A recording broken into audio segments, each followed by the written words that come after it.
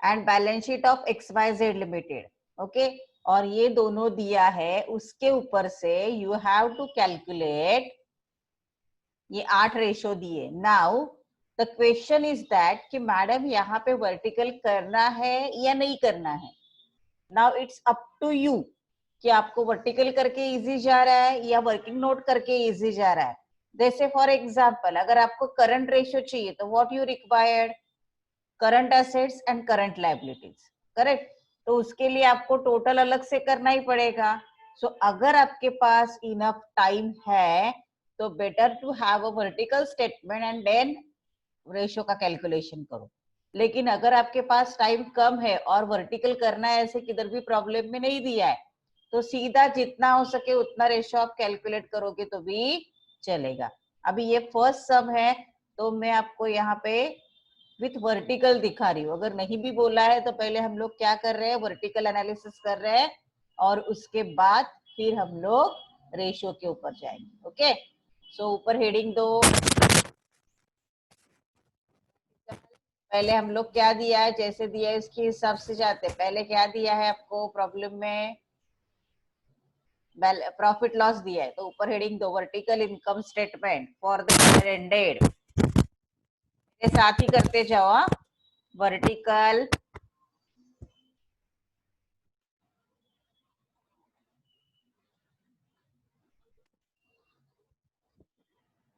Income statement मतलब ही profit loss account for the year ended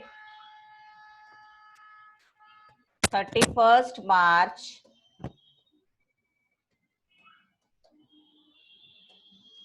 2019। Okay, अभी let us start with the problem.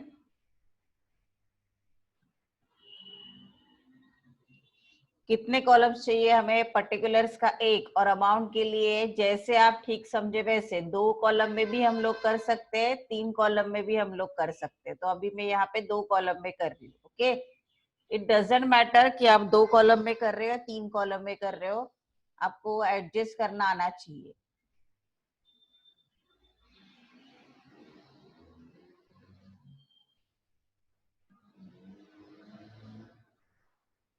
यहाँ पे अभी 2 कॉलम क्यों किए मैंने, उधर सीधा सीधा सेलिंग वगैरह दिया है, उसका कुछ बाइफर्केशन नहीं दिया है, इसलिए मैंने 2 अलग अलग कॉलम बनाए। ओके, 3 कॉलम बनाने की जरूरत नहीं पड़ी मुझे यहाँ पे। Particulars, amount rupees, amount rupees. Now stick on the format. पहले क्या आता है वर्टिकल प्रॉफिट लॉस में, सेल्स आता है ना। तो सेल्स में देखो एक ही दिया है, ग्रॉस सेल्स नेट सेल्स ऐसे कुछ नहीं दिया है। तो सीधा मैं लेती हूँ यहाँ पे सेल्स। कितनी अमाउंट है सेल्स की, 3 लाख। सेल्स में से अभी देखो यहाँ पे कॉस्ट ऑफ गुड्स सोल्ड भी रेडी दिया है आपको, sales less cost of goods sold. अभी ये लेस है तो इसको मैं ब्रैकेट कर देती हूँ। कितना है कॉस्ट ऑफ गुड्स सोल्ड, 1,75,000। अभी सेल्स में से कॉस्ट ऑफ गुड्स सोल्ड गया तो बचता है, उसे बोलते हैं ग्रॉस प्रॉफिट। कितना बचेगा, यस 1,25,000 बचेगा ना। ओके, अभी ग्रॉस प्रॉफिट से लेस करते हैं हम लोग, लेस ऑपरेटिंग एक्सपेंसेस। ओके, तो अभी ऑपरेटिंग एक्सपेंसेस में पहला क्या दिया है आपको, ऑपरेटिंग एक्सपेंसेस। पहले ऑपरेटिंग एक्सपेंसेस कौन से आपके,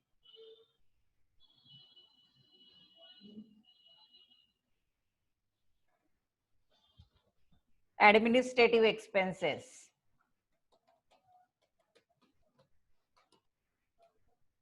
दूसरा है सेलिंग एक्सपेंसेस।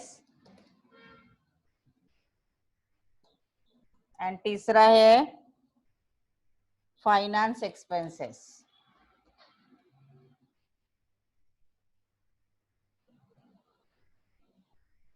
अभी एडमिनिस्ट्रेटिव एक्सपेंसेस कितने हैं? 15,000। Selling expenses 20,000 and finance expenses, sorry administrative 25 है और फाइनेंस 15 है। एडमिनिस्ट्रेटिव 25, ये 20 है और फाइनेंस एक्सपेंसेस आर 15,000। ओके, इन तीनों को मिला के आपको ऑपरेटिंग एक्सपेंसेस बोलना है, करेक्ट। सो इन तीनों का टोटल आपको इसमें से लेस करना है, इसलिए इसको ब्रैकेट में डाला। तीनों का टोटल करो, 25 + 5 30 40 60,000 आएगा ना? देख के बोलो मुझे, 60,000 आएगा ना?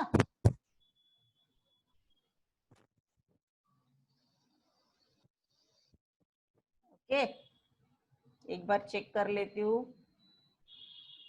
25,000 + 20,000 + 15,000,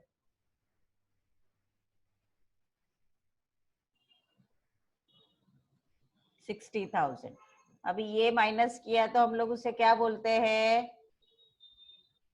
ऑपरेटिंग प्रॉफिट बिफोर, या उसे बोल सकते हैं हम लोग operating profit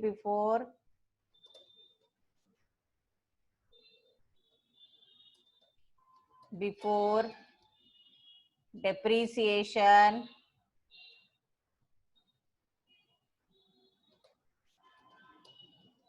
interest and tax. Okay, अभी कितना आता है हम लोग कैलकुलेट करेंगे। 1,25,000 minus 60,000, it will become 65,000.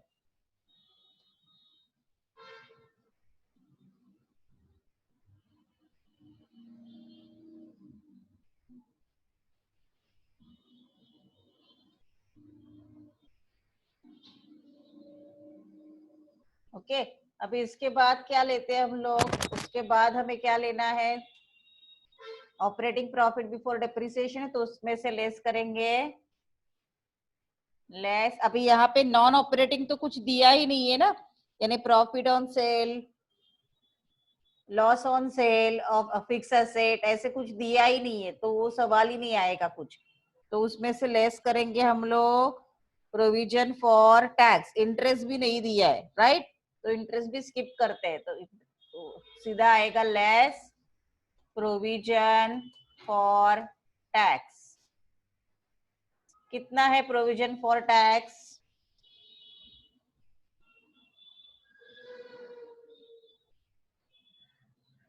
20,000 दिया है ना। प्रोविजन फॉर टैक्स कितना दिया? और कुछ बाकी है? डेप्रीसिएशन बाकी है ना। सॉरी, पहले आएगा आपका डेप्रीसिएशन। प्रोविजन फॉर टैक्स सीधा नहीं आएगा, बिफोर डेप्रीसिएशन है तो लेस आएगा डेप्रीसिएशन। सो डेप्रीसिएशन का अमाउंट कितना है वो दो पहले। डेप्रीसिएशन का अमाउंट है 15,000। तो वो माइनस करने के बाद आएगा प्रॉफिट। अभी ऑपरेटिंग वर्ड हटा देते हैं क्योंकि नॉन ऑपरेटिंग कुछ नहीं है। प्रॉफिट बिफोर टैक्स, और मैंने इंटरेस्ट भी नहीं दिखाया क्योंकि इंटरेस्ट है ही नहीं। तो 65,000 में से 15,000 गया तो कितना बचा? 50,000, करेक्ट। अभी प्रोविजन फॉर टैक्स उसमें से क्या करना है आपको? लेस करना है। Less provision for tax. How much provision for tax is given? Yes, 20,000. So what will be your net profit? 30,000। देखो आपके यहाँ पे प्रॉब्लम में भी दिया है 30,000 ही आया ना प्रॉफिट आपका। Net profit will be 30,000। ये हो गया आपका vertical profit and loss account. Okay, अभी नीचे हेडिंग दो, vertical balance sheet as on 31st March 2019.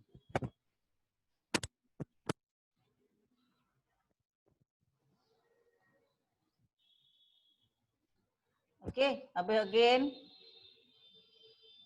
Columns बनाएंगे यहाँ पे अमाउंट के लिए, चाहे आप 2 कॉलम बनाओ चाहे 3 कॉलम बनाओ, इट डजंट मैटर। मैं अगेन बोल रही हूँ आपको वो एडजस्ट करना आना चाहिए खाली बस। particulars, amount rupees,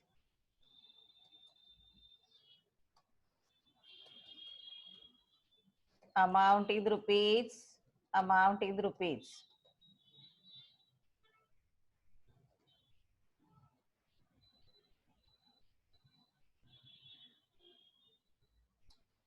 यहाँ पे हम लोग स्टार्ट करते हैं सबसे पहले, stick on the format sources of funds. अगर वर्टिकल करके रखेंगे तो आपको ये गारंटी रहेगा कि आपने जो अमाउंट्स लिए वो सब करेक्ट है। सोर्सेस ऑफ फंड्स में सबसे पहले क्या आएगा? यस, ओन फंड्स और borrowed funds, you may called is as roman 1 और ए। ओन फंड्स और प्रोप्राइटर फंड्स और शेयर होल्डर फंड्स, कुछ भी नाम दे सकते हो आप उसको। अभी इसमें क्या क्या है देखो, equity share capital, preference share capital and reserve. तो यहाँ पे आएगा equity share capital, preference share capital, reserve. अगर एसेट साइड में अगर कुछ फिक्टिशियस एसेट्स है तो ये लेस करेंगे, लेकिन कुछ नहीं है एसेट साइड में, तो ये जस्ट अमाउंट हम लोग ले रहे हैं।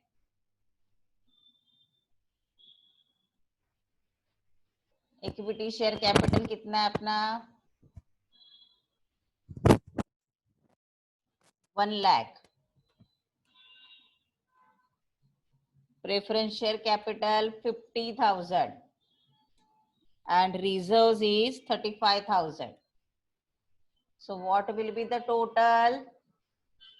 1,85,000। तो शेयर होल्डर फंड्स आ गए आपका 1,85,000। ओके, अभी ये हो गया रोमन 1। रोमन 2,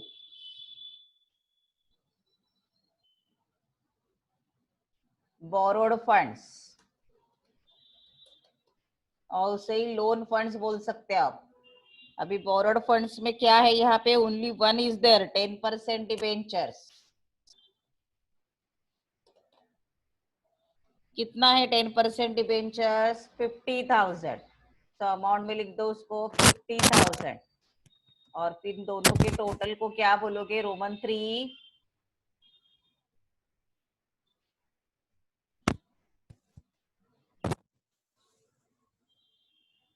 इन दोनों को क्या बोलोगे? Total funds employed.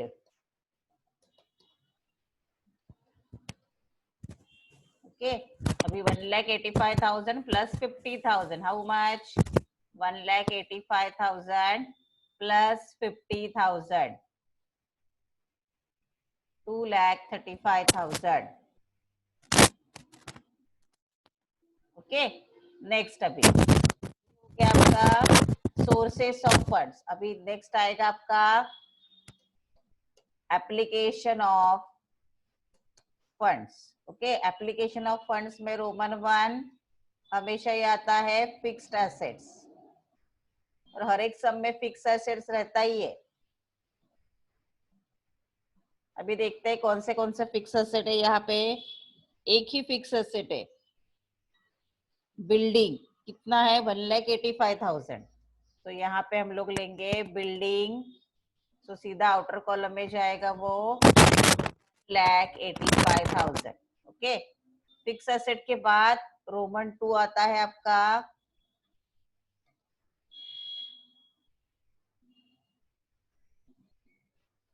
Investment. Investment long term investment दिया है तो यहाँ पे लेना है आपको, कितना है इन्वेस्टमेंट, 40,000। शॉर्ट टर्म रहता है तो वो करंट एसेट्स में लेते हैं हम लोग।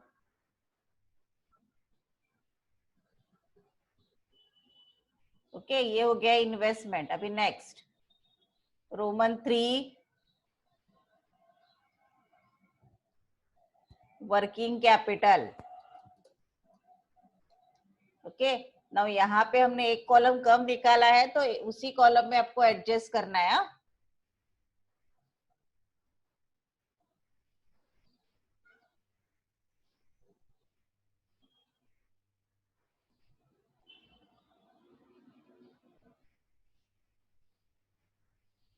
ओके, वर्किंग कैपिटल में सबसे पहले आएगा ए करंट एसेट्स। अभी करंट एसेट्स में क्या क्या दिया है, stock, debtors and cash and bank balance. Stock, debtors, stock, debtors, cash and bank balance. Okay, ये पूरा वर्टिकल में नीचे ले लेती हूँ तो आपको समझने में इजी जाएगा। ओके, स्टॉक अभी 3 कॉलम नहीं बनाया तो सेकंड कॉलम में सब लिखेंगे हम लोग उसको। ओके, स्टॉक कितना है, 35,000।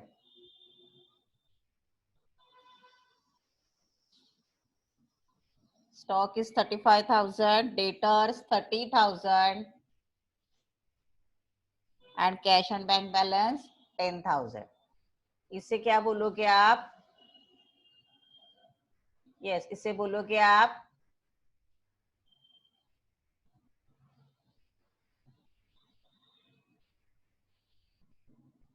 इसका टोटल पहले आपको दिखाना है और उसको बोलोगे आप टोटल करंट एसेट्स। ओके, अभी टोटल करो, इसका कितना आएगा, 65 प्लस 10 75,000। ओके, अभी इसके बाद आपको लेना है बी,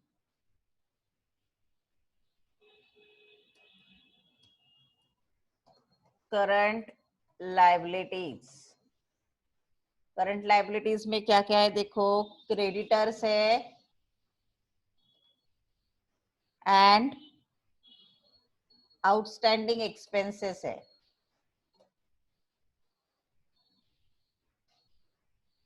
ओके, अभी ये हम लोग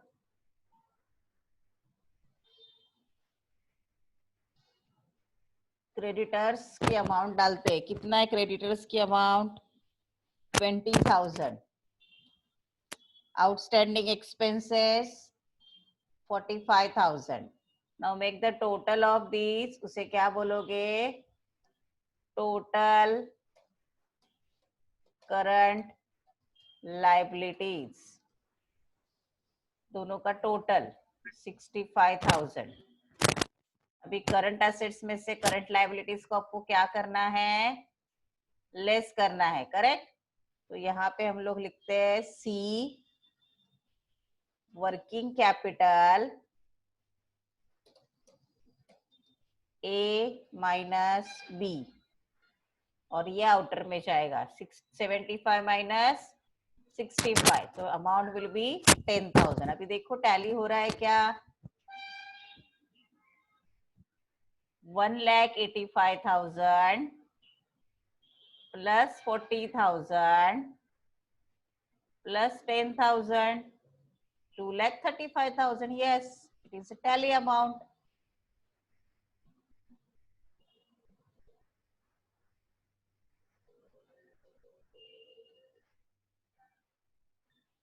सो ये आएगा 2,35,000। इसे क्या बोलोगे आप, total funds employed.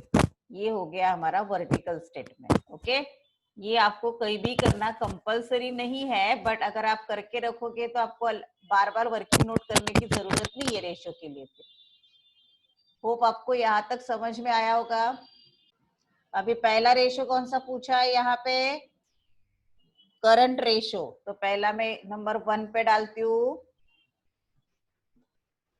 Current ratio.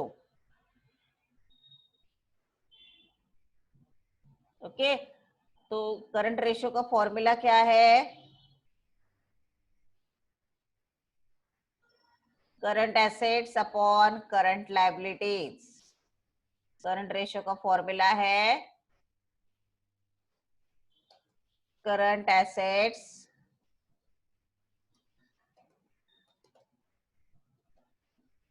Upon current liabilities. Okay, ये हो गया आपका फॉर्मूला। अभी इसको हम लोग कैलकुलेट करते हैं।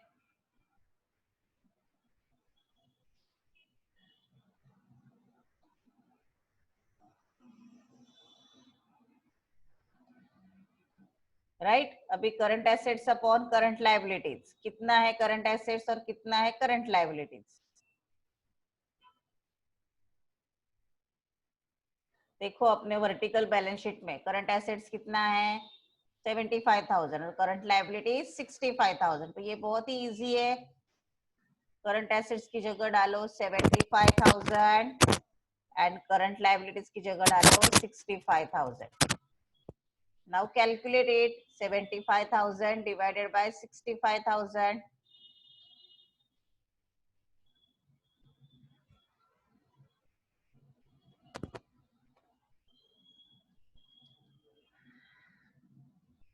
सो कैलकुलेट करो, 75,000 divided by 65,000,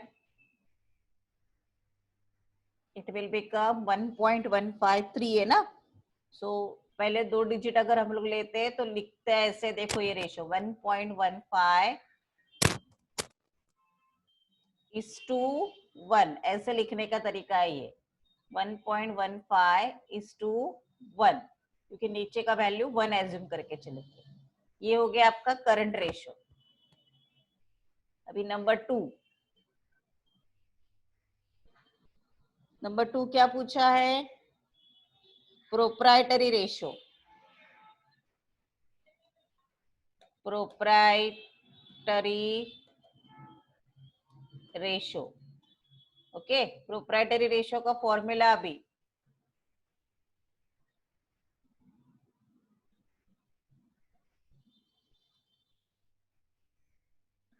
yes, we are going to start with the formula for proprietary ratio। बोलो क्या फॉर्मूला है प्रोप्राइटरी रेशियो का, चैट बॉक्स में या मैंने आपको ऑन रखा है। प्रोप्राइटरी रेशियो का फॉर्मूला जब तक नहीं बोलोगे, proprietor funds, proprietor funds upon total assets. Okay, अभी ये कैलकुलेट करो, प्रोप्राइटर फंड्स कितना है आपको मालूम है, राइट। सो अमाउंट डालो उसकी जगह पे,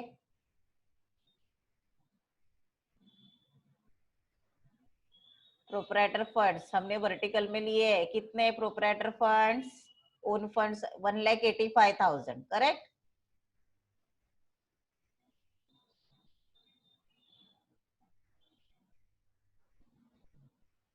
तो यहाँ पे आएगा 1,85,000। ओके, अभी टोटल एसेट्स के लिए हमें नीचे कैलकुलेशन दिखाना पड़ेगा। Total assets equal to fix assets plus investment plus current assets. अभी ये इसी का मतलब क्या है बोलो, यस अभी बैलेंस शीट आपका हॉरिजॉन्टल बैलेंस शीट है, देखो है ना, उसमें हॉरिजॉन्टल बैलेंस शीट में एसेट साइड में क्या है, देखो एसेट साइड में क्या है हॉरिजॉन्टल बैलेंस शीट के, fix asset plus investment plus current assets ही है, तो टोटल कितना हो गया 3 लाख। करेक्ट, तो अलग से टोटल दिखाने की जरूरत नहीं है। देखो हॉरिजॉन्टल बैलेंस शीट पे एसेट साइड, वहां पे से आपको ये अमाउंट मिल जाएगा। तो ये हो गया आपका 3 लाख। अभी कैलकुलेट करो, इक्वल टू कैलसी है आपके पास, राइट? तो कितना आएगा अमाउंट? 1,85,000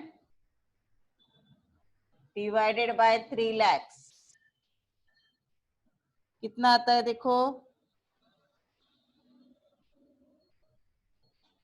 0.61666 यानी 0.62 इज टू 1। ओके, अगर परसेंटेज में करना है तो परसेंटेज में भी लिख सकते हो, 0.62 इज टू 1 भी बोल सकते हैं, और 62% भी, परसेंट में बोलना है तो 62% बोल सकते हो उसको।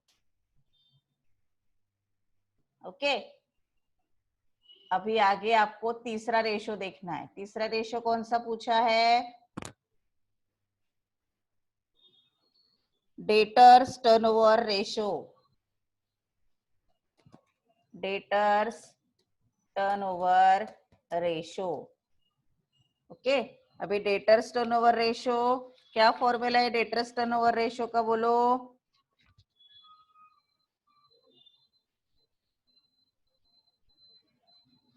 डेटर्स टर्नओवर रेशो लिख के है वहां पे formula, debtors turnover ratio.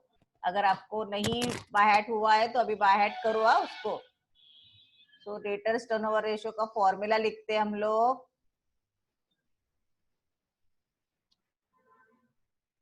Credit sales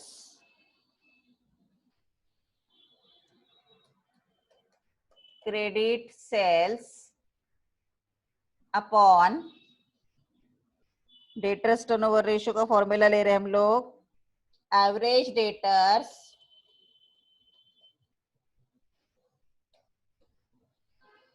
plus average receivables. Average यानी ओपनिंग प्लस क्लोजिंग, अगर नहीं रहेगा तो क्लोजिंग ही लेना है, एवरेज रिसीवेबल्स। ओके,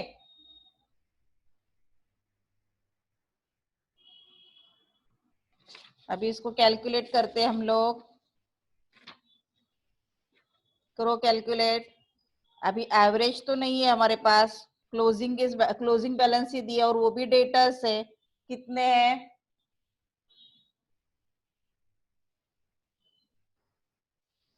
ओके, कितने हैं क्रेडिट सेल्स?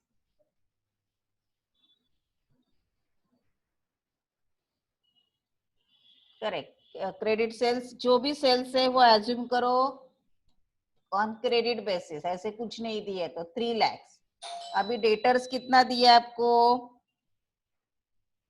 डेटर्स देखो कितना दिया है, करेक्ट, कितना दिया है? 30,000, बराबर है। तो डेटर्स की जगह, एवरेज की जगह कितना आएगा? 30,000।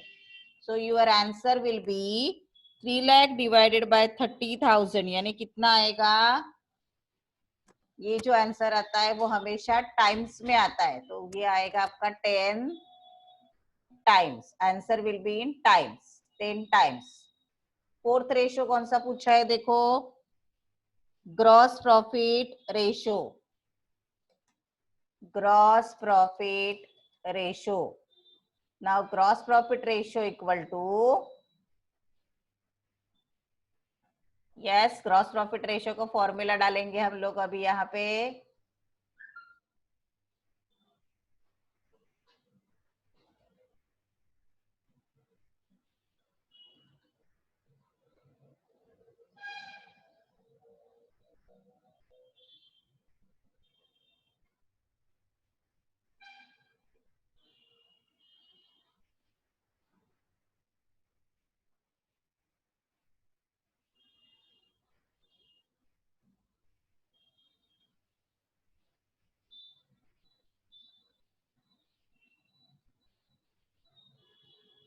ओके, ग्रॉस प्रॉफिट रेशो का फॉर्मूला डाल रहे हैं हम लोग यहाँ पे।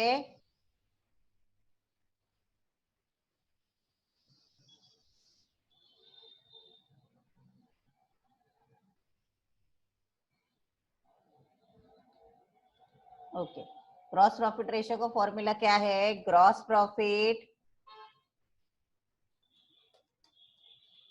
Profit upon net sales into 100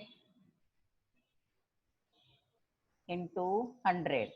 तो अभी ये सीधा हम लोग कैलकुलेट करते हैं। What is our gross profit? What is our gross profit in the problem? Problem में हमने कैलकुलेट किया है। What is our gross profit? Gross profit upon net sales into 100 बराबर है। लेकिन ग्रॉस प्रॉफिट क्या है अपना? प्रॉब्लम में देखो जाके ऊपर,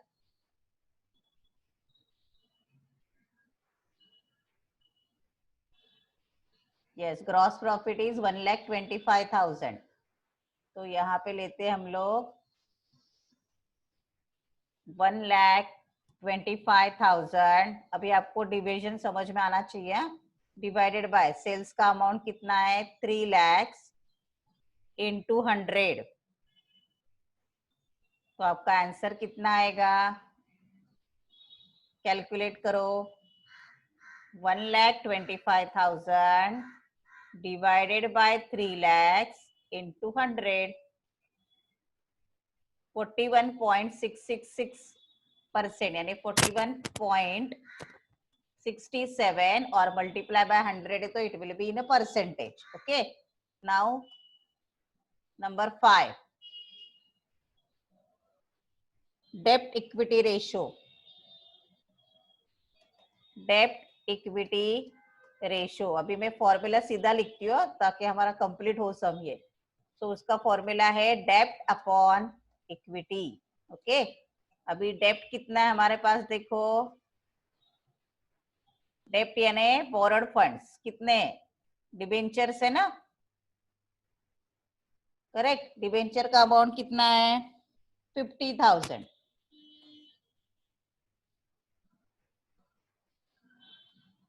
50,000 डिवाइडेड बाय इक्विटी। इक्विटी का टोटल कितना आएगा? देखो, डेब्ट इक्विटी रेशियो का फॉर्मूला क्या है? डेब्ट इक्विटी रेशियो का फॉर्मूला देख के बोलो मुझे। डेब्ट इक्विटी रेशियो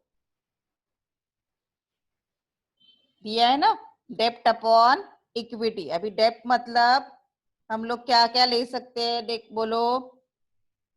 यस, डेब्ट अपॉन इक्विटी। मैं 2 मिनट रुक रही हूँ, बोलो मुझे क्या फॉर्मूला है?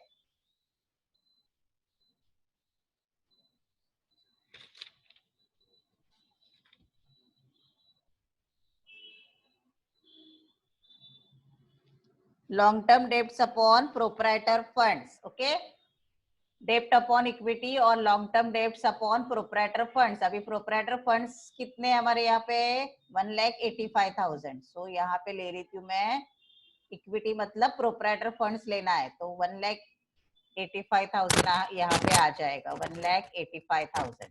So what will be your answer? 50,000 upon 1,85,000।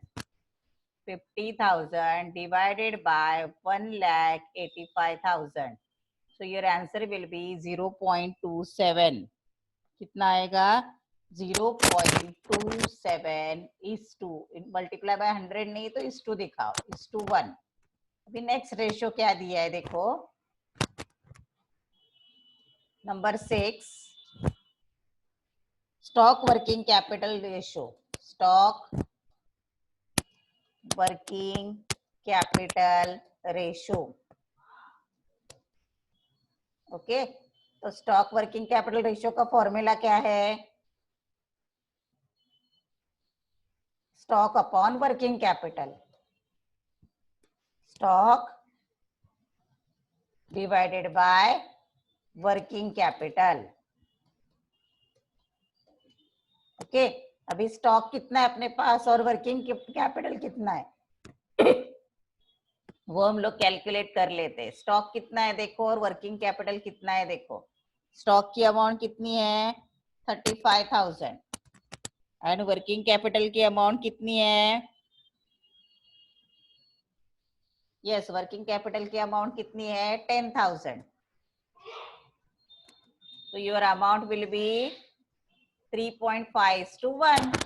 3.5 और मल्टीप्लाई बाय 100 नहीं है तो 1 आएगा. 3.5:1 will be your answer. Okay. और परसेंटेज में निकालना है तो मल्टीप्लाई बाय 100 करके जो आएगा that will be your percentage. Number 7 क्या पूछा है? Creditors turnover ratio. Creditors turnover ratio. Now what is the formula for creditors turnover ratio? जैसे हमने डेटर्स टर्नओवर लिया था वैसे ही क्रेडिटर्स टर्नओवर लेना है. What will be the formula for creditors turnover? बोलो. Creditors turnover ratio. Net credit purchases upon average creditors भी बोल सकते हो, या ये देखो डेटर्स टर्नओवर का फॉर्मूला हमने लिया था इधर. हाँ, ये एज इट इज हम लोग लेते हैं, लेकिन उसमें हम लोग डेटर्स की जगह क्रेडिटर्स कर देंगे. ओके. सो यहाँ पे क्या आएगा? Net credit purchases. देखो डेटर्स का क्या था? क्रेडिट सेल्स अपॉन रिसीवेबल्स था ना. So net credit purchases divided by average creditors. Okay. अभी क्रेडिट परचेसेस कितना है? परचेसेस नहीं दिया है तो cost of goods sold will be consider as purchases divided by average नहीं है तो डायरेक्टली 20,000. सो करके देखो कितना आता है? 1,75,000 डिवाइडेड बाय